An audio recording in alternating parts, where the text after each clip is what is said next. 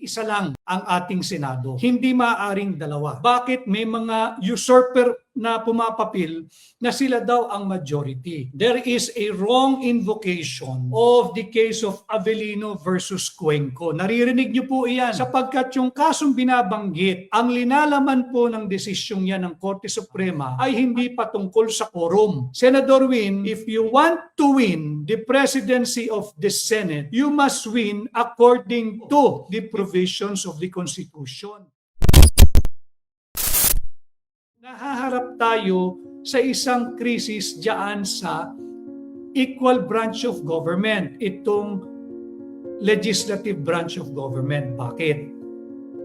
Meron pong mayorya.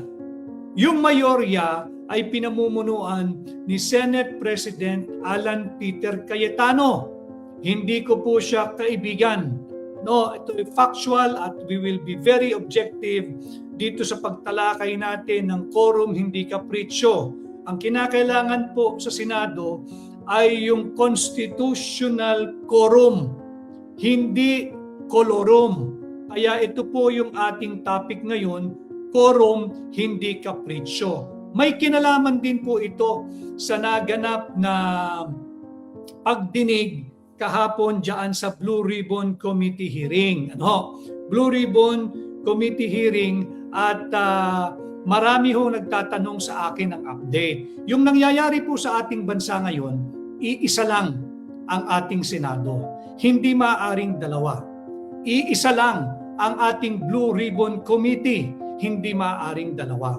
At sa kasalukuyan, ngayong panahon natin, malinaw na ang itinalaga ng mayorya ay ang grupo o yung majority ni Senate President Alan Peter Cayetano hanggang mag-adjourn sine die ang Senado. Anong nangyari? Bakit may mga usurper na pumapapil na sila daw ang majority? Again, there is a wrong invocation of the case of Avellino versus Cuenco. Naririnig niyo po iyan, laging sinasabi na ayon daw sa Korte Suprema sa desisyon ng Avellino versus Cuenco, ang mayorya, ang quorum, etc. Atin po itong tatalakayin, hihimayin, lilinawin at sisikapin kong pasimplihin. Yung kaso pong binabanggit, it's a wrong invocation of the doctrine of Avellino versus Cuenco. Sapagkat yung kasong binabanggit nung mga nagpipilit maging mayorya, base sa kanilang kapritsyo at hindi dahil sa quorum, ang linalaman po ng desisyong yan ng Korte Suprema ay hindi patungkol sa quorum. Wala pong diskusyon diyan patungkol sa quorum na magiging legally binding. A brief background. Yung kaso po ng Avellino versus Cuenco was decided way back in 1949, March of 1949. Anong saligang batas ang umiiral noong 1949? Ang umiiral na saligang batas po noon ay yung 1935 Constitution. And as you know, kung hindi pa man, sa ating maiksing kasaysayan ng ating republika, mahigit 100 taon pa lamang tayo, nakaka-anim na saligang batas na po tayo. A brief background or a brief review. Una dyan, yung 1899 Constitution, yung Malolos Constitution. Yan yung tinatawag na First Philippine Republic. Pangalawa, pumasok na po dyan yung 1935 Constitution. Yan po yung pangalawang iteration sa ating saligang batas. Hindi naglaon, nagkaroon po tayo ng 1943 Constitution. Ito po yung panahon ng pananakop ng bansang Hapon. Ito po yung kinikilalang Second Philippine Republic. Nung tayo ay sinakop ng bansang Hapon. At alam naman natin ang naging resulta ng World War II, talo ang bansang Hapon, sumuko, nagbalik tayo sa operasyon or coverage ng 1935 Constitution. Kaya itong kasong Avellino versus Cuenco, na desisyonan ito in the light of the provisions of the 1935 Constitution.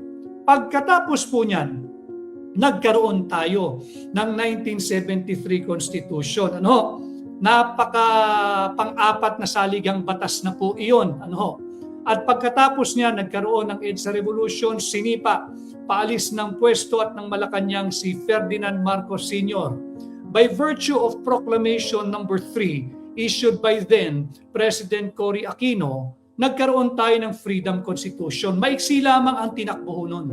Dahil nga habang hinuhulma, habang pinagdedebatihan ng Constitutional Commission yung panukalang saligang batas natin, meron munang umiiral na Freedom Constitution. Again, pinanganak yan by virtue of Proclamation number 3 issued by then President Cory Aquino. Di naglaon, eto na, yung 1987 Constitution. Yan pa rin hanggang ngayon ang umiiral. Ano ang sinasabi ng ating saligang batas pagdating diyan sa pagpili ng liderato ng Senado? Again, Senator Alan Peter Cayetano is not a friend of mine. Ito'y objektibo natin dahil itong layunin ng hakbang ng maisog ay yung ating to uphold, to defend, to respect our Constitution. Malinaw po sa Article 6, Section 16, Paragraph 1 ng ating saligang batas na ang Senado ay binubuo ng 24 na senador.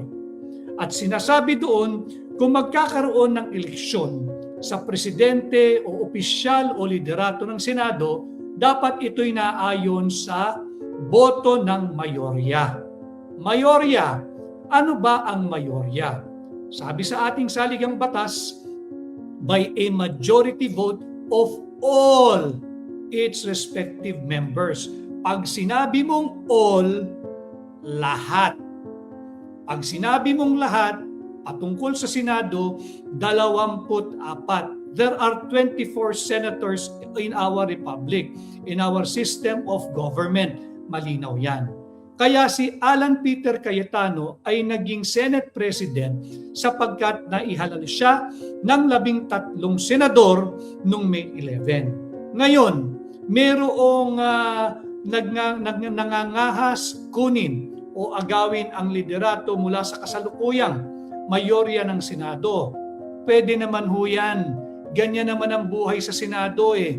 Maya't maya, pag ayaw nila, hindi nagkasundo, nagpapalit ng liderato. Subalit, if I may use the words and the wisdom of then Chief Justice Manuel Moran. Chief Justice Manuel Moran is an eminent jurist. Respetado ito nung kanyang kapanahunan magpahanggang sa ngayon. Yung kanyang mga desisyon, yung kanyang mga concurring opinion o kaya yung kanyang dissenting opinion na i-quote pa rin from time to time dahil he's a brilliant and ethical jurist. Ang sinabi niya, kung ikay nagnanais maging leader ng Senado, walang problema. Hindi saklaw ng executive department yan, hindi rin saklaw yan ng judicial department sapagkat eco-equal nga. Subalit, ito'y patungkol din sa nag-aastang Pangulo kunwari ng Senado inaagaw kay Senate President Alan Peter Cayetano, si Sherwin Win Gatchalian. Senador Win, if you want to win the presidency of the Senate, you must win according to the provisions of the Constitution. Dapat may quorum, hindi pwedeng kapritsyo.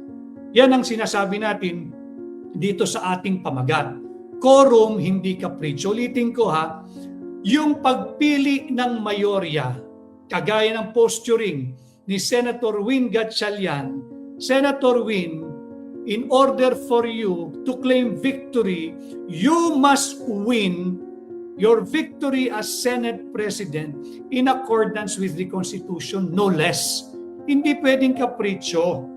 Kailan pa naging mayorya yung 12 ng 24? 24 divided by 12 is 24 divided by 2 is 12. Kahit yung batang nasa elementary, alam niya yung konsepto ng mayorya. Ang mayorya ay 12 plus 1, 13. Bakit mahalaga ito?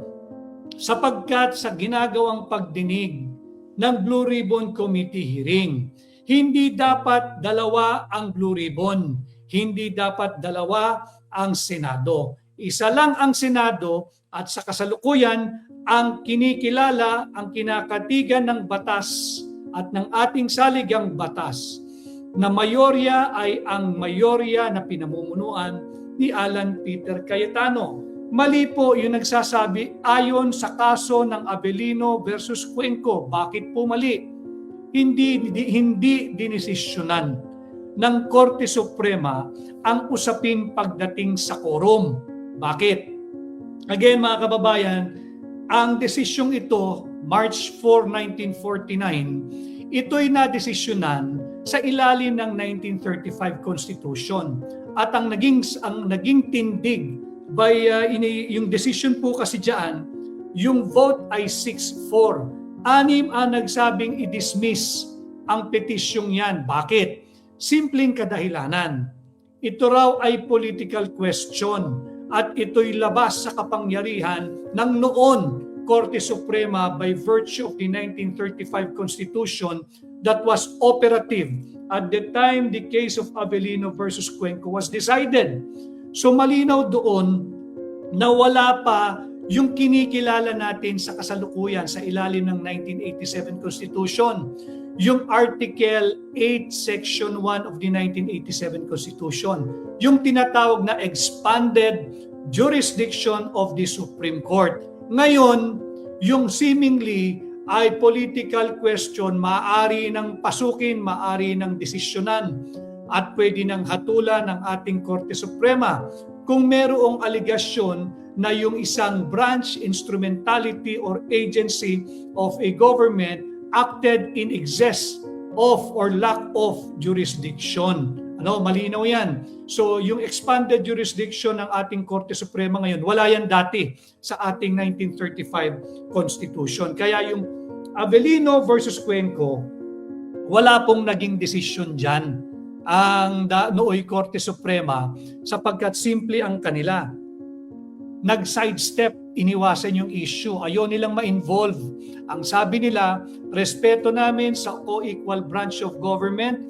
Ito ay hindi justiciable question. Ito ay beyond the commerce of the court. Ito ay political question. Ayaw naming manghimasok. Ngayon, present day, forward, ito pa rin ang ginagamit ng mga makakapritsyo ng grupo ng nais maging pinuno ng Senado nang hindi nananalo sa isang demokratikong pamamaraan ng eleksyon ng mayorya na miyembro ng Senado. Malinaw yan.